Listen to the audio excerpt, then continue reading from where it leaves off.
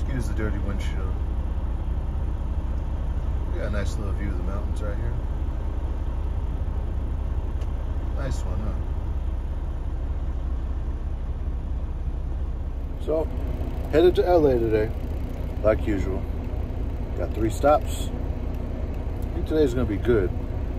Because usually what they do is they put product in front of other stores, but they route you in a way that they have to unload other pallets to get to their pallets that are behind that. Today, straight shot. So today should be pretty good. Should be easy. Hopefully there's no trucks on fire on the Grapevine, you know, causing a 2-hour backup. Hopefully, right? See that? I'm gonna lower it just a little bit more. Y'all need to be getting out of these trucks and looking, man. Check out that height. Because you know, if you're too high, if you're at like a right distance, or whatever it is, you'll get stuck behind that. Then you have to crank it up. You have to crank up a fully loaded trailer to get up from under that kingpin. All because you don't get out and look.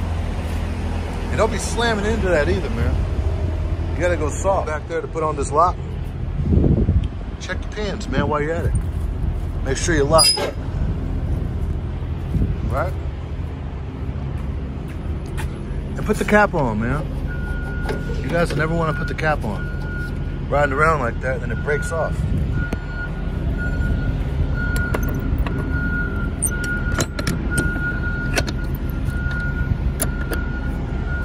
Easy, man. Work smarter, not harder. Pins are out. See how easy that was? All I gotta do is check the tires. Lower it a little bit. The plate will lift up the trailer, making it easier to crank that up. If you back in with this thing hella high, you got more work to do, man. Work smart, I mean. Now it's lifted off the ground. Now it's gonna be easy to crank it up. Lebec again, it's my little pit stop before I get stuck on the 5 or the 405. It really is pretty up here, man.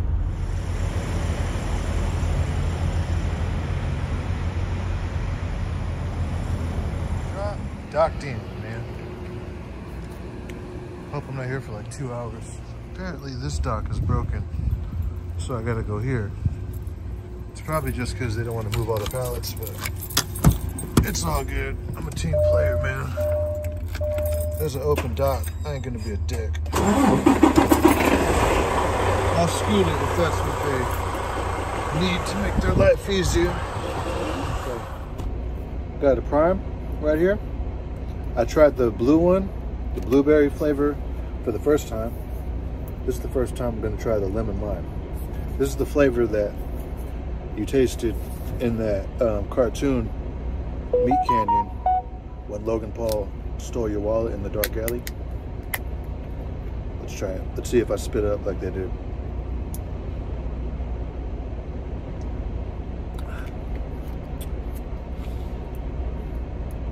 It's pretty good. You know what this honestly reminds me of?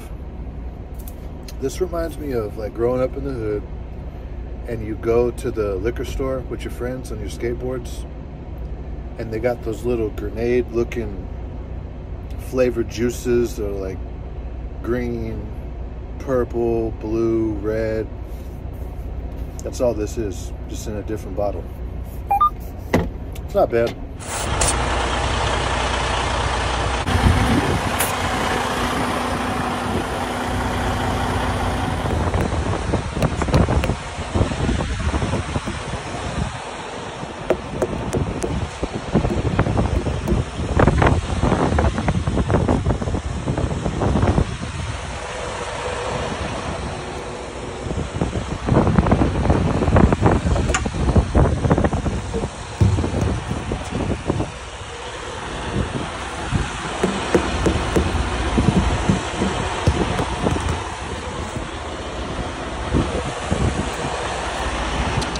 Change of pace today, heading into the Bay Area.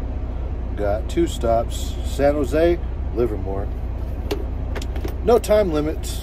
I mean, 4 a.m., but it's what? 2:23, so we're A-okay. We're not in a rush or nothing. Finally not heading to LA, so that's a change of pace.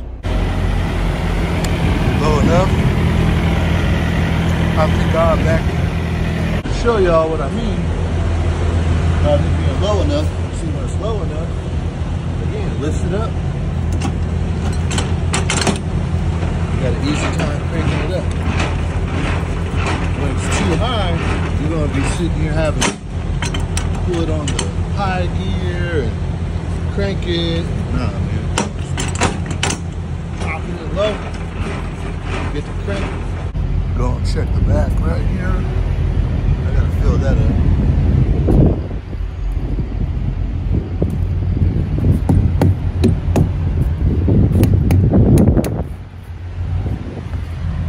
Hands are out. Make sure I'm locked up.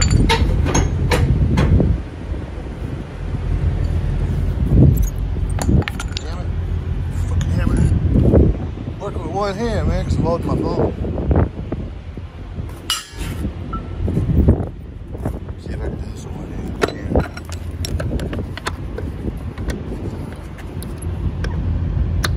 Yeah. 1, 2, 3, 4.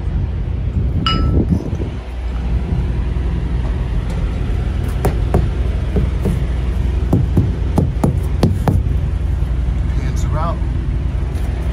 Lights working. Alright, let me check my seal number. 535. Fill up the reefer. Just need to feel the number more low.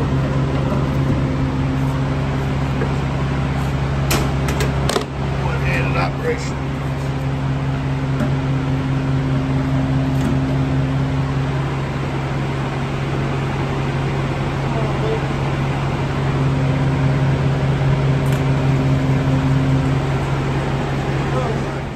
Task. I feel like I was in there for almost an hour, dude. Just get a sandwich and some jerky.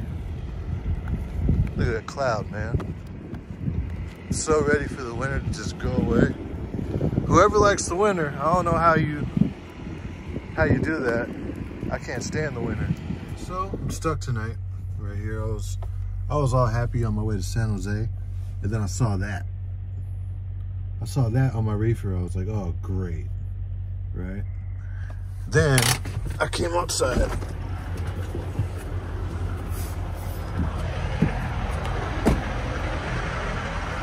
I saw all this action. And the reefer's been off. It hasn't turned back on. And it's cold, so maybe it's holding temperature. But then again, you know, even on very cold nights, I've heard it come on.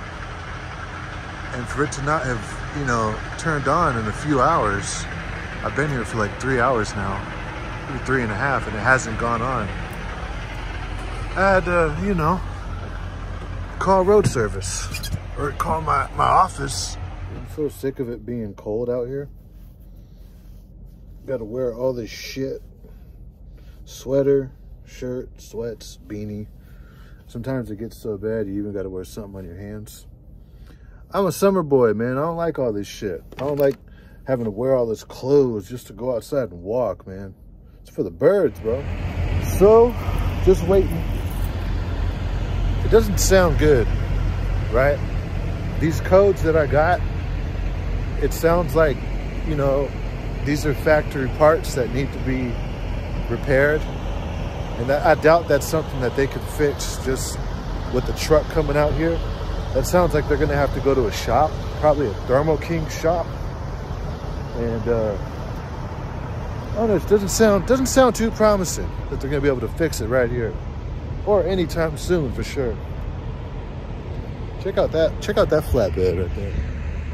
Or what, that's not a flatbed, that's that truck rack or whatever. All that action for one little car.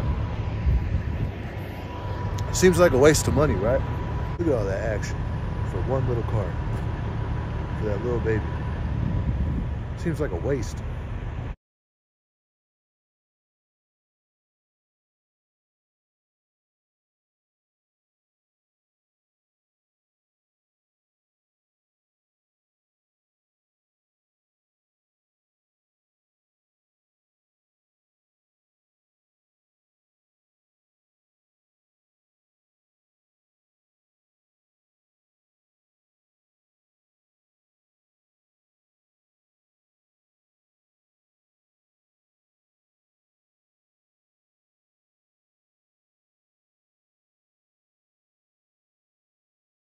So here's a funny story about this truck stop right here. When I first started this job, I was like 4 or 5 months into it. And I did a delivery to Los Baños, which is right next to Santanella. And man, I was so tired for whatever reason, right? I came to this truck stop. I remember I parked somewhere on this first row, right? Yeah, because I was facing this way. And the next morning I woke up, went in the truck stop to buy a shower. And the girl that rang me up, man, she used to send me nudes like back in the day, right? Man, I saw just about everything there was to see. And then, you know, she rang me up and we both looked at each other like, oh, shit, long time no see. Small world, dude. And you know what I keep thinking about in times like these? I'm so glad I'm not in a day cab with shit like this, right? This is why, dude, if you're gonna be a trucker, I mean, unless if you're doing routes that are really, really close to your yard, get a sleeper, man. Get a sleeper. However you can work the system. If you're gonna be a trucker, man, sav up, do a sleeper, man. Hit those miles. If not, I don't know, Coca-Cola, hazmat, something, where your route is like really extremely local. Because when shit like this happens and you're like 3 hours away from your yard, you're gonna wish you had a little bed to crawl into, right? Think about that. 3 hours later, right? What time is it? 4:21. That beautiful. The guy disconnected the battery, cleared the codes. We'll see if that works, but for now, that's what we got to work with. The worst part about these breakdowns, when you try to go to sleep, technicians, not the technicians, but the dispatch of the technicians, plus my own office, they keep fucking calling my phone so I can't sleep. But I'm gonna head out because I'm going to the Bay Area. And if you know anything about the Bay Area, I honestly believe the Bay Area has worse traffic than Los Angeles, to be all the way honest. Especially if you're coming up from San Jose in the morning. Oh, forget about it. So I'm gonna catch a little bit of it, but it's better now than later. Because the later in the day you wait, it just gets worse. So I'm gonna head out right now. Arrived right here in San Ho. That's shark life, you know what I mean? That's what they call it, because the San Jose Sharks.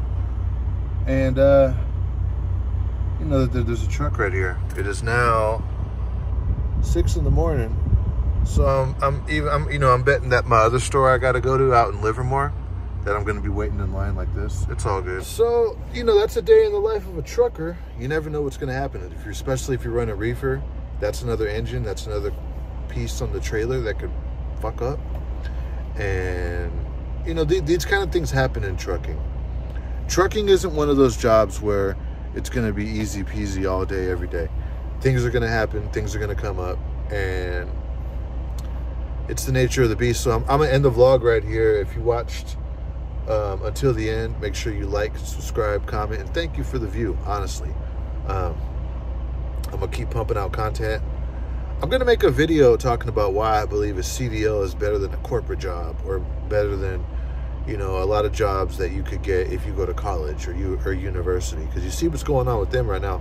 A lot of the people in the tech industry are being laid off, and they're having trouble getting back into the job market because, you know, you work in tech, you're balling out, making all that tech money.